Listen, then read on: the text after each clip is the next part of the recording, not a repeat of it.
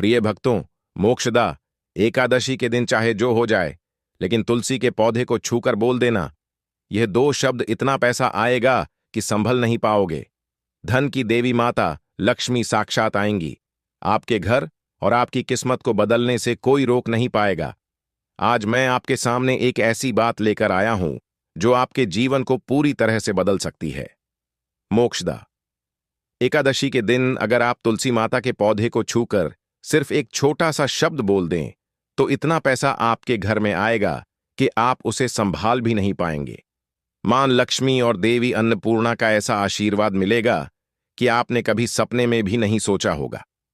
आपका पूरा घर खुशियों से भर जाएगा और पूरे साल आपके घर में धन की वर्षा होती रहेगी। भक्तों, यह एक छोटा सा शब्द बिल्कुल साधारण नहीं है।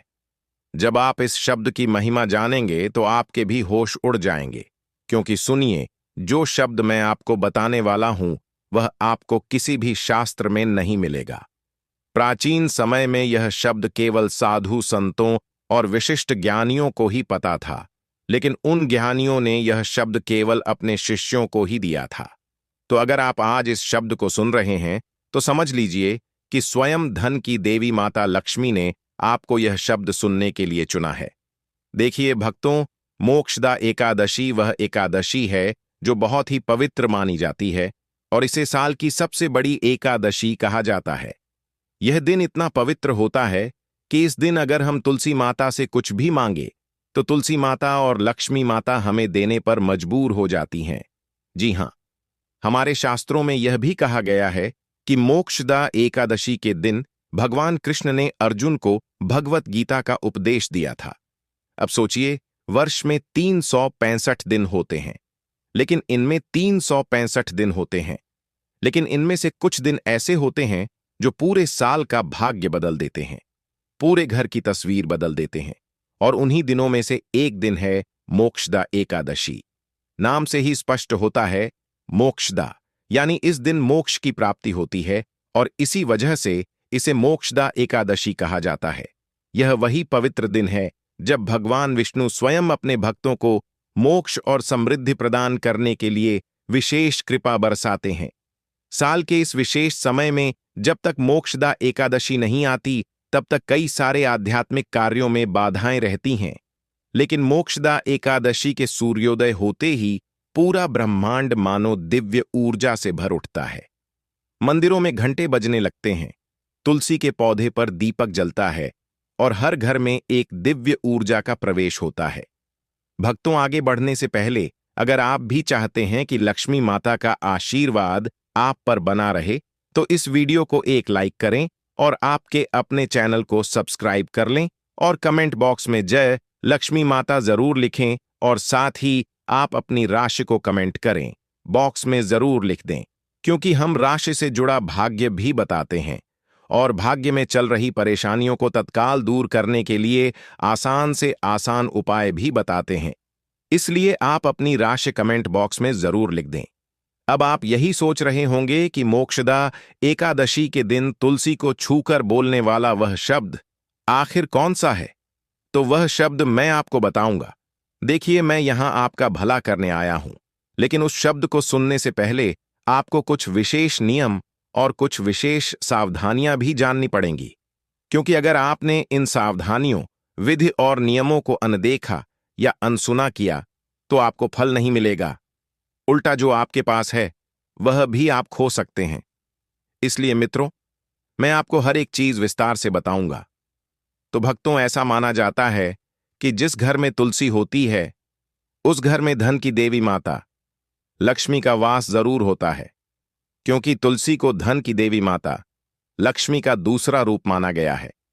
और जिस घर में तुलसी हरी भरी रहती है, खिली खिली रहती है, तो ऐसा माना जाता है कि उस घर से मां लक्ष्मी प्रसन्न है। यह भी कहा जाता है कि अगर किसी घर में तुलसी बार बार सूख जाती है, तुलसी फल नहीं रही है, तो इसका सीधा अर्थ है कि धन की देवी माता लक्ष्मी आपसे नाराज हैं और आपके घर में कुछ ऐसी नकारात्मक शक्तियां हैं जो धन की देवी माता लक्ष्मी को आपके घर में प्रवेश करने से रोक रही हैं। अब देखिए भक्तों, मोक्षदा एकादशी वह समय है जब किस्मत भी पलट जाती है और किस्मत की दिशा भी बदल जाती है।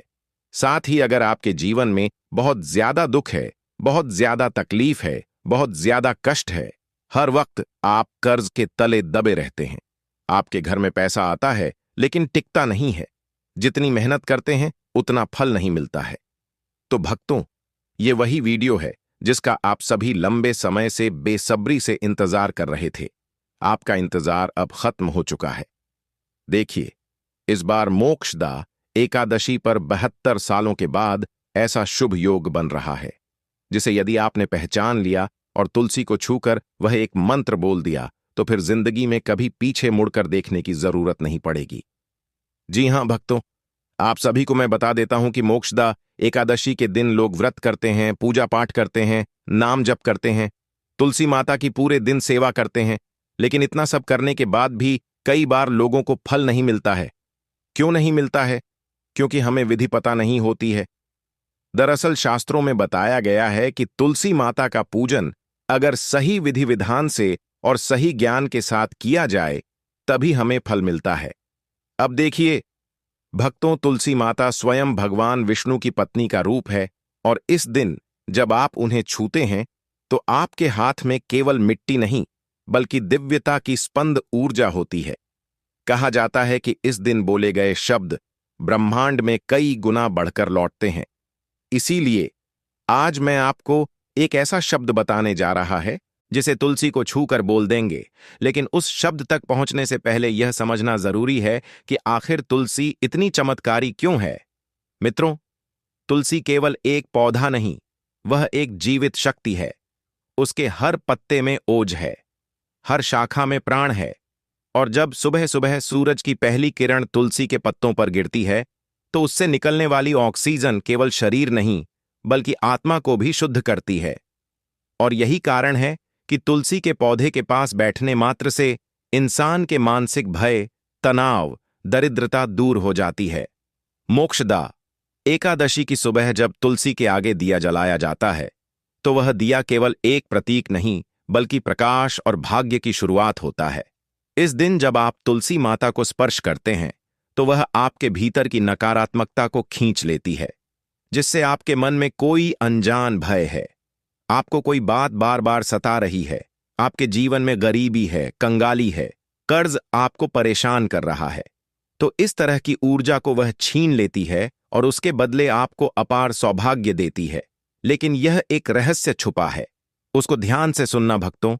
देखिए, तुलसी माता केवल उसी को वरदान देती हैं जो उनसे कुछ नहीं मांगता बल्कि उन्हें मां मानकर उनसे बात करता है। इस दिन तुलसी के आगे जो व्यक्ति बैठकर सच्चे मन से कह देता है कि मां, आज मैं खाली हाथ आया हूं, लेकिन आशीर्वाद से मेरा घर भर दो, तो उसका घर केवल पैसों से ही नहीं बल्कि शांति समृद्धि से भी भर जाता है।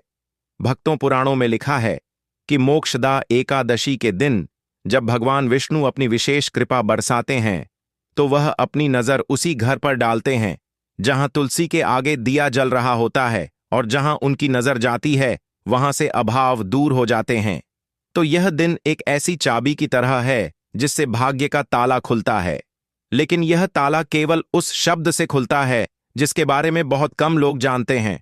तुलसी को छूकर जो शब्द बोले जाते हैं उनमें से एक शब्द ऐसा है जो न केवल आपकी आर्थिक स्थिति को बदलता है बल्कि आपके कर्मों को भी शुद्ध कर देता है। और देखिए भक्तों, अगर आपके कर्म शुद्ध रहेंगे, अगर आपका दिल शुद्ध रहेगा, आपकी वाणी शुद्ध रहेगी, तो साक्षात मां लक्ष्मी आपके घर में जरूर आएगी। देखिए, यह शब्द कोई साधारण मंत्र नहीं है, यह शब्द स्वयं मां लक्ष्मी का गुप्त आशीर्वाद है और स्वयं मां लक्ष्मी ने अपने भक्तों को बताया है। अब हमारे शास्त्रों में तो यह तक भी बताया गया है कि यह शब्द केवल उन्हीं को प्राप्त होता है जिनके भाग्य में परिवर्तन लिखा होता है, लेकिन जो इस शब्द को सुनकर तुलसी को स्पर्श करता है उसके जीवन में वही परिवर्तन तत्काल घटने लगता है। अब सोचिए, अगर एकादशी को आप तुलसी माता के सामने दीपक जलाएं, उनके पत्तों पर जल चढ़ाएं और उस समय एक ऐसा शब्द बोल दें जो स्वयं ब्रह्मा की तरंगों को हिला दे, तो क्या हो सकता है? उस क्षण जब भगवान विष्णु और मां लक्ष्मी एक साथ अपनी कृपा बरसा रहे हों और आप उस ऊर्जा को अपने शब्दों में बांध लें, तो वह सीधे ब्रह्मांड की चेतना में दर्ज हो जाता है और फिर वह शब्द आपके जीवन में बार बार धन, सौभाग्य और अवसरों के रूप में लौटता है। देखिए, धन की देवी माता लक्ष्मी को प्रसन्न करना बहुत आसान है। आज के समय में अगर आपने तुलसी माता की सेवा कर ली, तुलसी माता का ध्यान रख लिया, तो साक्षात मां लक्ष्मी का आशीर्वाद आपको मिल जाएगा। लोग कहते हैं मेहनत करो, कर्म करो, लेकिन सच्चाई यही है कि कर्म तभी फल देता है जब वह सही समय और सही भावना से किया जाए। मोक्षदा एकादशी वह समय है जब कर्म और भाग्य दोनों एक साथ खड़े होते हैं।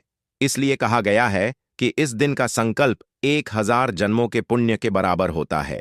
लेकिन ध्यान रखें मित्रों, इस दिन केवल बोलने से कुछ नहीं होता। भावना का, आत्मा का, शरीर का और मन का शुद्ध होना जरूरी है। तुलसी माता को छूते समय आपके मन में लोभ नहीं आना चाहिए, लालच नहीं आना चाहिए, सिर्फ और सिर्फ भक्ति होनी चाहिए। अगर आप सोएं कि मैं केवल पैसा चाहता हूं, तो तुलसी आपको पैसा नहीं देगी।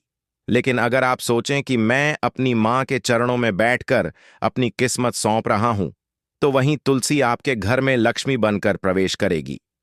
इस दिन जो शब्द बोले जाते हैं वह केवल वाणी नहीं, वह कंपन है, और यह कंपन आपके जीवन की दिशा तय करता है। हर व्यक्ति के जीवन में एक क्षण ऐसा आता है जब ब्रह्मांड उससे पूछता है कि तुम क्या चाहते हो, और अगर उस क्षण सही उत्तर दे दो तो पूरा ब्रह्मांड आपके पक्ष में काम करने लगता है। तो मोक्षदा एकादशी भी वही क्षण है। और अब लगभग इस यात्रा के आधे पड़ाव पर जब आपके मन में यह जिज्ञासा बढ़ रही है कि आखिर वह शब्द कौन सा है जो तुलसी को छूकर बोल देने मात्र से धन की वर्षा करा देता है, सुनो, यह शब्द किसी ग्रंथ में नहीं लिखा, यह अनुभव से उपजा हुआ शब्द है। यह शब्द तब जन्मा जब एक वृद्ध साधु ने अपने अंतिम समय में एक ब्राह्मण के कान में कहा था, जिसे यह शब्द समझ में आ गया, उसके घर में कभी दरिद्रता नहीं टिकेगी। और वही शब्द मैं आज आपको देने जा रहा हूं। ध्यान से सुनना, यह कोई तांत्रिक मंत्र नहीं है, यह कोई तांत्रिक क्रिया नहीं है, यह ऊर्जा का आह्वान है। यह मां लक्ष्मी को अपने घर में स्थायी करने का एक छोटा सा क्रम है। जब मोक्षदा एकादशी की सुबह तुलसी के पौधे के सामने खड़े होकर आप उसे स्पर्श करें और कहें प्रकट हो प्रभु प्रेरणा, तो यह शब्द सीधा ब्रह्मांड के हृदय तक पहुंचता है। प्रकट हो का अर्थ है जो अब तक छिपा था वह अब दिखाई दे, और प्रभु प्रेरणा का अर्थ है वह देव ऊर्जा जो भगवान के मन से उठकर आपके मन में प्रवेश करे। जब आप तुलसी को छूकर यह कहते हैं कि प्रकट हो प्रभु प्रेरणा, तो आप केवल शब्द नहीं बोल रहे होते, आप ब्रह्मांड को आदेश दे रहे होते हैं कि अब मेरी किस्मत प्रकट हो, मेरे धन के रास्ते प्रकट हो, मेरे सौभाग्य के द्वार खुले। यह शब्द बोलने के बाद जो कंपन आपके भीतर उठता है वह तुलसी के पत्तों से होकर ऊपर की ओर जाता है, और वहीं से शुरू होती है परिवर्तन की प्रक्रिया, परिवर्तन का मार्ग। आशा करता हूं कि आपको यह शब्द अच्छे से समझ में आ गया होगा। अब देखिए, कई लोगों ने अनुभव किया है कि इस शब्द को तुलसी को छूकर बोलने के बाद कुछ दिनों में उन्हें अप्रत्याशित रूप से धन लाभ हुआ, खोए हुए पैसे लौट आए, बंद व्यापार फिर से चलने लगा, और घर में ऐसी शांति आई जो वर्षों से गायब थी।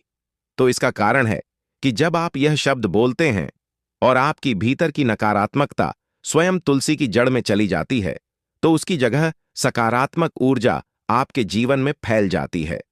यह शब्द आपके कर्मों की दिशा बदल देता है। यह केवल पैसा नहीं देता, यह आपको उस स्तर पर ले जाता है जहां आप समृद्धि को संभालने लायक बन जाते हैं।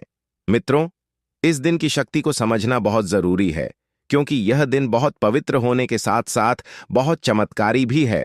और कहते हैं कि एकादशी तो पवित्र होती है, और हमारे शास्त्रों में अमावस्या से भी अधिक महत्व, पूर्णिमा से भी अधिक महत्व एकादशी का बताया गया है। तो यह वह समय होता है जब ब्रह्मांड सुन रहा होता है, जब हवाएं आपके शब्दों को लेकर ऊपर तक जा रही होती हैं। इसलिए अगर आप इस मोक्षदा एकादशी को सच्चे मन से मनाते हैं, तुलसी के आगे दीप जलाते हैं और उस क्षण पूरे विश्वास के साथ कहते हैं प्रकट हो प्रभु प्रेरणा, तो आप अपनी भीतर की चेतना को ब्रह्मांड की चेतना से जोड़ देते हैं। उस क्षण आपके जीवन की पुरानी तकलीफें, असफलताएं, आर्थिक बाधाएं सब धीरे धीरे मिटने लगती हैं। और फिर कुछ ही समय में आप पाएंगे कि पैसा केवल आता नहीं, टिकता भी है। क्योंकि यह शब्द केवल बुलाता नहीं, संभालना भी सिखाता है। तो याद रखो, लक्ष्मी केवल वही रहती है जहां स्थिरता, स्वच्छता और सत्यता होती है। इस शब्द का प्रभाव तभी होता है जब आपका हृदय निर्मल हो। तुलसी को छूते समय अगर आप किसी के प्रति द्वेष, ईर्ष्या या झूठ का भाव रखेंगे, या लोभ रखेंगे, या लालच रखेंगे, तो यह शब्द काम नहीं करेगा। लेकिन अगर आपका मन शांति में है और आपके भीतर सच्चे भाव हैं, तो यह शब्द आपके जीवन का टर्निंग पॉइंट बन जाएगा। मोक्षदा एकादशी के इस अवसर पर जब सृष्टि दिव्य ज्ञान से भरती है, जब भगवान विष्णु स्वयं लक्ष्मी को लेकर पृथ्वी की ओर दृष्टि डालते हैं, तो उस समय यह शब्द बोल देना मानो उस दिव्यता को अपने जीवन में बुलाना है। तुलसी को छूकर यह शब्द बोलने के बाद एक दीपक आपको जलाना है।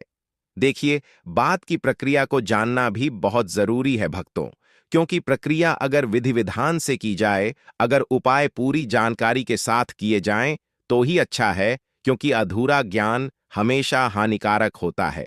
अधूरे ज्ञान के साथ अगर हम कोई कार्य करेंगे, तो वह कार्य तो बिगड़ेगा ही, साथ ही किस्मत भी बिगड़ जाएगी। तो देखिए, आपको मैं बता देता हूं कि आप ध्यान रखें। सच्चे मन से धन की देवी माता लक्ष्मी और भगवान विष्णु से प्रार्थना करें। अब दीपक जलाना है और मन ही मन कहना है, हे मां तुलसी, अब मैं खाली नहीं हूं, अब मैं तुम्हारे आशीर्वाद से पूर्ण हूं। फिर देखना, धीरे धीरे किस तरह से जीवन में बदलाव आने लगता है। कभी कभी लोग सोचते हैं कि चमत्कार केवल कहानियों में होते हैं, लेकिन सच्चाई यह है कि चमत्कार तब होते हैं जब विश्वास शब्द से मिल जाता है। प्रकट हो प्रभु प्रेरणा, यह शब्द उसी विश्वास की चाबी है। इसे तुलसी के सामने बोलते समय आपके मन में कोई संशय नहीं होना चाहिए। यह क्षण वह है जब आप इसे बोलो और वह आपके जीवन का नया अध्याय लिख देता है। इस दिन बोला गया यह शब्द 12 महीने तक असर करता है। यह आपके घर में ऐसा चुंबकीय क्षेत्र बना देता है कि पैसा रोकता है, बढ़ता है और 2 गुना होता है। तो भक्तों, इस मोक्षदा एकादशी पर जब सूरज उगे, तो सबसे पहले तुलसी माता के पास जाओ, दीप जलाओ, जल चढ़ाओ और उस क्षण अपने दोनों हाथों से तुलसी को छूकर पूरे विश्वास के साथ कहो, प्रकट हो प्रभु प्रेरणा। यह शब्द आपके लिए वह मुश्किलें हटा देगा। यह शब्द आपके भाग्य को संवार देगा और जितनी भी मुश्किलें आएंगी उन्हें दूर कर देगा, क्योंकि यह शब्द केवल बोले नहीं जाते। यह शब्द ब्रह्मांड में दर्ज दर्ज हो जाते हैं, और जो ब्रह्मांड में दर्ज हो जाए उसे कोई नहीं मिटा सकता। इसीलिए मोक्षदा एकादशी के दिन जब देवता स्वयं अपनी कृपा बरसा रहे हैं और जब धरती और आकाश का मिलन हो रहा हो, तब यह अवसर खोना मत। तुलसी को छूकर यह एक शब्द बोल दो और फिर देखो कैसे ब्रह्मांड आपके पक्ष में काम करने लगता है। आने वाले 4 महीनों में आपको जो परिवर्तन दिखेंगे, वे केवल संयोग नहीं होंगे, वे संकेत होंगे कि मां तुलसी ने आपकी प्रार्थना सुन ली है। मां तुलसी ने आपके भाग्य को, आपकी किस्मत को संवारने का मौका आपको दे दिया है। देखिए भक्तों, मोक्षदा एकादशी का महत्व साधारण नहीं है। मोक्षदा एकादशी के दिन लोग दान पुण्य भी करते हैं। लोग ब्राह्मणों को भोजन कराते हैं, गरीब और असहाय लोगों की सहायता करते हैं। ठंड का समय चल रहा है। अगर आपके घर के आसपास कोई भी गरीब या असहाय व्यक्ति ठंड से ठिठुरता हुआ दिखाई दे, तो मोक्षदा एकादशी के दिन उसे गर्म वस्त्रों का दान अवश्य करें। भक्तों, देखिए, किस्मत चमकाने का मौका बार बार नहीं मिलेगा। मोक्षदा एकादशी एक ऐसा त्योहार है, एक ऐसा पूजा का दिन है जो साल में केवल एक बार आता है, और यह बहुत पवित्र दिन है। सोचो, भगवान ने आज का दिन ही क्यों चुना था अपनी विशेष कृपा बरसाने का। देव स्वयं इस दिन मोक्ष प्रदान करते हैं, तो यह दिन तो पवित्र होगा ही। तो आपके पास भी मौका है, अपनी सोई हुई किस्मत को जगा सकते हैं दोस्तों। दिन एकादशी का प्रादुर्भाव हुआ था, इसीलिए उसे उत्पन्ना एकादशी कहा जाता है। बात करते हैं कि इस एकादशी के व्रत के प्रथम दिवस के नियम क्या रहेंगे, क्योंकि एकादशी का जो व्रत है वह एक दिवसीय नहीं होता। व्रत आप एक दिन करते हैं, लेकिन इसका जो विधान है ना, वह त्रिदिवसीय है। 3 दिन का विधान है इसका। पहले दिन से नियम शुरू होते हैं। दूसरे दिन व्रत है और तीसरे दिन पारण है। इसीलिए इस व्रत का पुण्य फल तो अधिक है।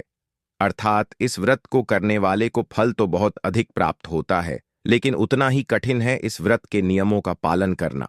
उतना ही कठिन है इस व्रत को पूर्ण रूप से निभाना।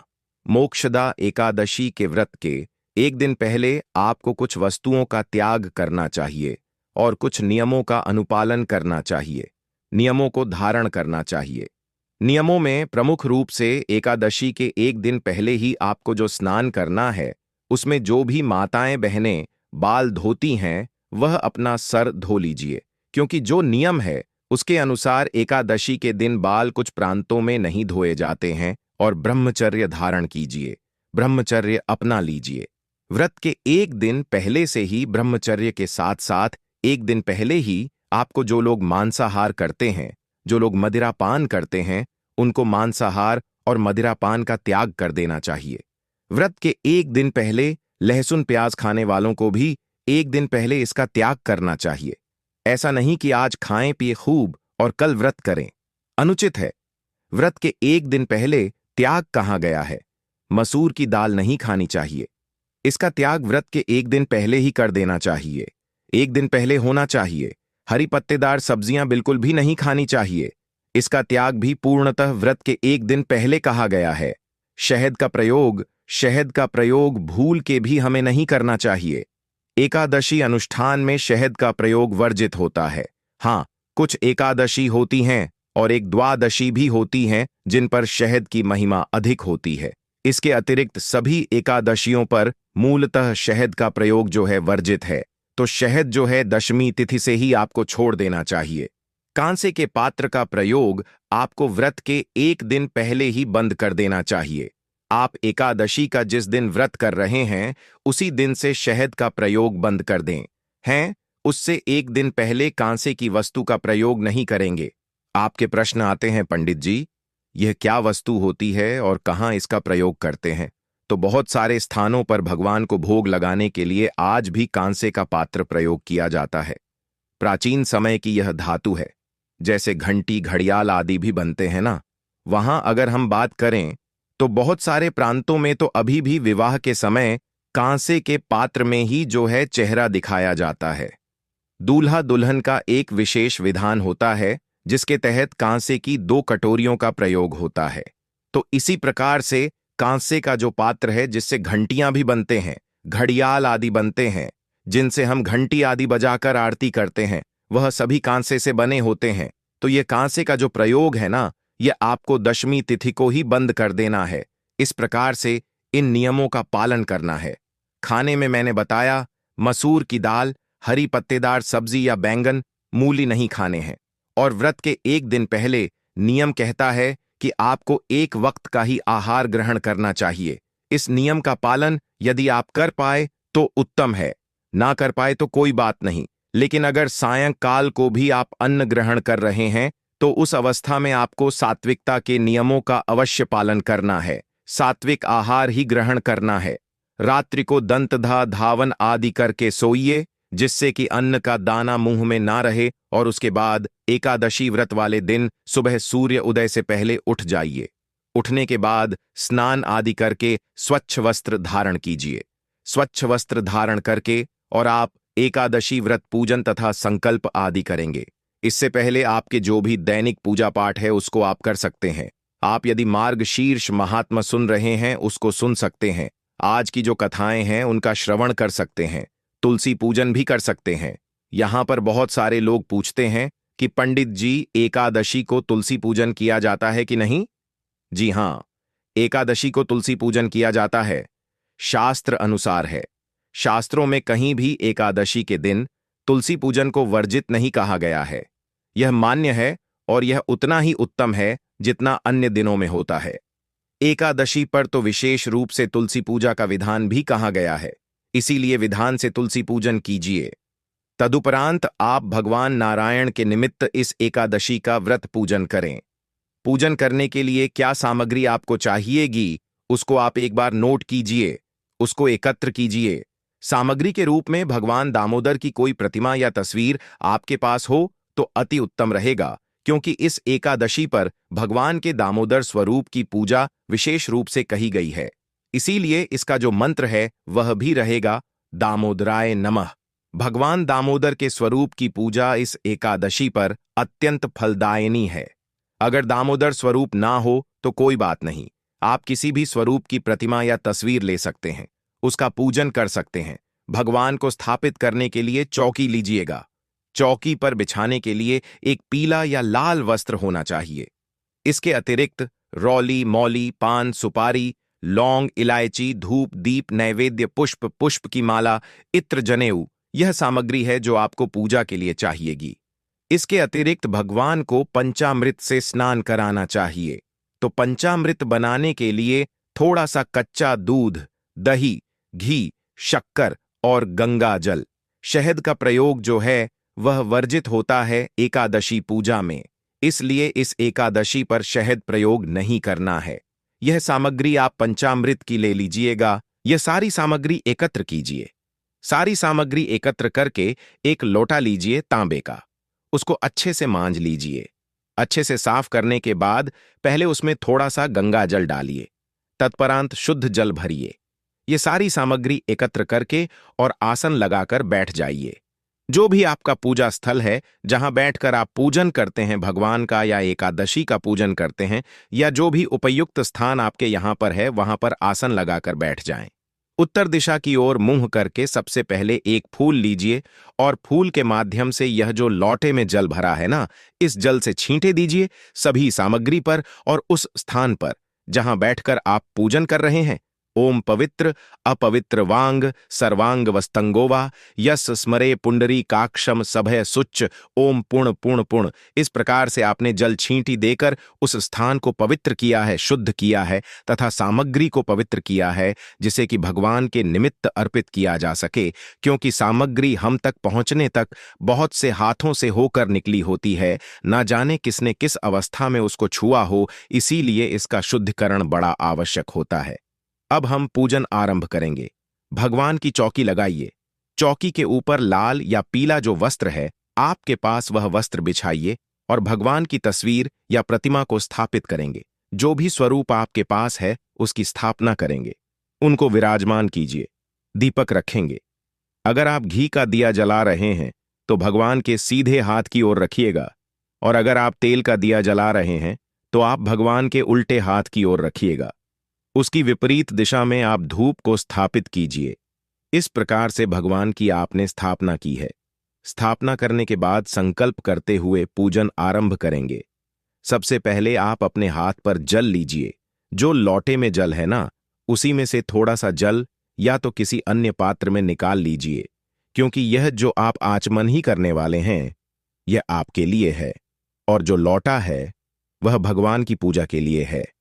तो दोनों मिक्स ना हो इसके लिए या तो अन्य किसी छोटे पात्र में आप थोड़ा सा जल ले लीजिए, या इसी में से थोड़ा सा जल दूसरे पात्र में ले लीजिए और सीधे हाथ पर एक चम्मच से जल लीजिए। हाथ धो लीजिए। हस्तु प्रक्षालनम। हाथ धोने के बाद अब आप अपने सीधे हाथ पर एक एक चम्मच जल लीजिएगा, एक एक मंत्र पर, और उसको पी जाइएगा। ओम माधवाय नमः जल लीजिए, पी जाइए। ओम केशवाय नमः जल लीजिए, पी जाइए। ओम नारायणाय नमः जल लीजिए, पी जाइए। ओम अर्षकेशाय नमो नमः हस्तो वृक्षालनम। हाथ धो लीजिए। हाथ धोने के बाद अपने आप को तिलक कीजिए, मौली बांधिए। पारिवारिक जन यदि बैठकर पूजन कर रहे हैं तो उन्हें भी तिलक कीजिए, मौली बांधिए और सामने रखे हुए घी के दिए या तेल जो भी दिया आपने रखा है उस दीपक को प्रज्वलित कीजिए। धूप को प्रज्वलित कीजिए। धूप दीप प्रज्वलित करके आप व्रत पूजन का संकल्प करेंगे। संकल्प करने के लिए अपने सीधे हाथ पर जल लीजिए, पुष्प लीजिए। RS1 का सिक्का दक्षिणा के रूप में कम से कम रखिए। से अधिक जो भी आप रखना चाहें वह रख सकते हैं। 3 बार बोलिए ओम श्री विष्णु, ओम श्री विष्णु, ओम श्री विष्णु।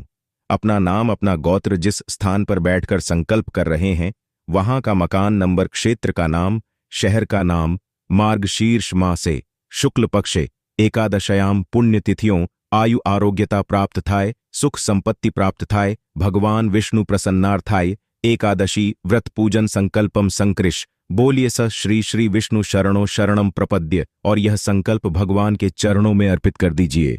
संकल्प करने के बाद भगवान का पूजन आरंभ करेंगे। भगवान को एक एक मंत्र पर एक एक चम्मच जल अर्पित कीजिएगा।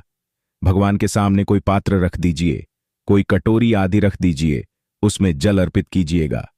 ओम भूर्वस श्री दामोदराय नमः। एकादशी व्रत पूजन अंतर्गत श्री दामोदर निमित्तार्थाय पद्यम समर्पयामि। पद्य के रूप में 1 चम्मच जल अर्पित कीजिए। ओम भूर्व श्री दामोदर नमः अर्घ्यम समर्पयामि। अर्घ्य के रूप में 1 चम्मच जल अर्पित कीजिए। ओम भूर्व श्री दामोदराय नमः आचमनी समर्पयामि। आज चीनी के रूप में भगवान को 1 चम्मच जल अर्पित कीजिए। पद्य अर्घ आचमनी कराने के बाद भगवान को स्नान के लिए जल अर्पित करेंगे। फूल है तो फूल से आप स्नान करा सकते हैं। जल के छींटे देकर, आपके पास प्रतिमा है तो शंख में जल भरिए और उससे भगवान को स्नान कराइए। बड़ा ही कल्याणकारी है साहब। इसकी महिमा बहुत अद्भुत कही गई है शास्त्रों में। मार्गशीर्ष मास और उसकी भी एकादशी अनंत फल देने वाली है। तो स्नान कराइए भगवान को। मंत्र वही रहेगा। जल भर लीजिए शंख में या आप पुष्प से छींटे दीजिएगा।